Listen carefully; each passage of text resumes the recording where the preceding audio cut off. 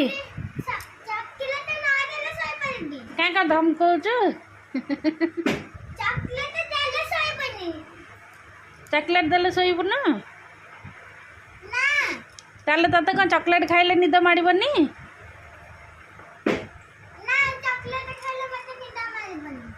ଆଉ ଆଉ ତାହେଲେ ଠିକ୍ ଅଛି। ଆଉ ତୁ ତ ମୋତେ ବ୍ଲାକମେଲ୍ କରୁଛୁ। ଆଉ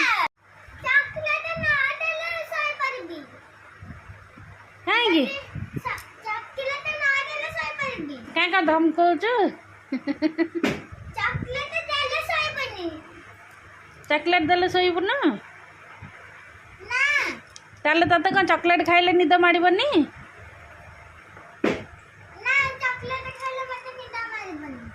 ଆଉ ଆଉ ତାହେଲେ ଠିକ୍ ଅଛି। ଆଉ ତୁ ତ ମୋତେ ବ୍ଲାକମେଲ୍ କରୁଛୁ। ଆଉ